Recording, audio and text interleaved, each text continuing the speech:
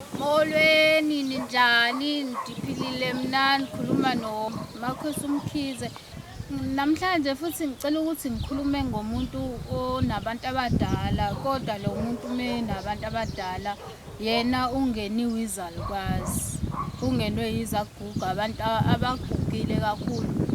Ngoba kunezifo ey'phatha abantu, uthole ukuthi umuntu begula, hhayi ngoba begula, izifo zamabongo, izinto engeke uze ukwazi ukuthi uyilaphe ngesibhedlela, uyilaphe ngodokotela. Omunye-ke ukaphathwe iqolo, uthole ukuthi iqolo lakhe libuhlungu, liyashisa.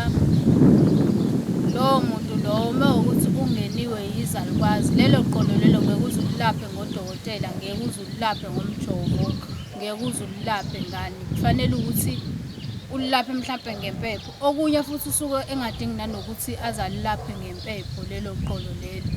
Yingoba isalukwazi lesi esiphila kuyena sisuke sesifikile kuyena, bese zathi uthi uyaphakama akhale ngeqolo, iqolo libe buhlungu lize lishise angakwazi ngisho ukwenzani. Isikhathi esiningi-ke umuntu bayamtshengisa ukuthi yini ekusuke kufanele ukuthi ayifake eqolo. Isikhathi esiningi bafika kuyena ngqo umuntu osuke ephethwe ilona lelo qolo lelo. Lelo qolo iqolo lezalukwazi. Omunye uthole ukuthi umuntu wesilisa, kodwa ukuthi mekuwukuthi kuphela inyanga le kufanele ngabe ugogo wakhe uphathwa isilumo khona, umuzwe ekhala ngesilumo kodwa umuntu wesilisa. Hhayi ukuthi sisuke simphethe isilumo esasiphatha lo muntu lo ongasekho osuke ephila kuyena.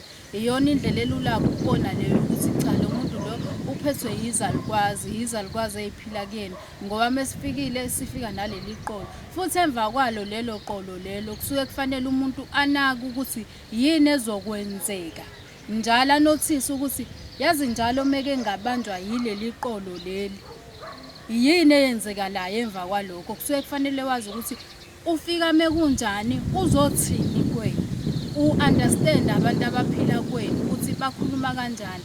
Uthi uyavuka, okay, lazi la ngibamba leli qolo noma kephi, lazi la ngibamba iqolo. Sekufanele unothisisise yonke into ezokwenzeka emva kwalokho, ngoba iyona indlela abasuke befika ngayo bezokutshengisa ukuthi sesikhona.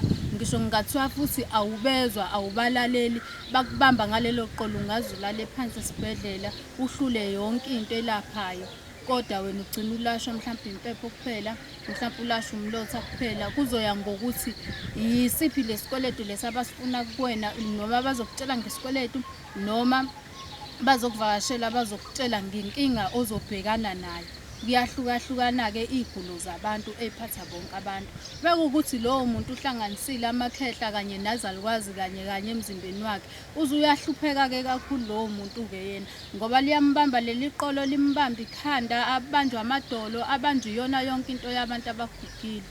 Naye azazizwe ngelinye ilanga emzimbeni wakhe ukuthi yazi ngifile engazuthi ngigugile, engazuthi ngina-100, engazuthi nginabani yeminyaka.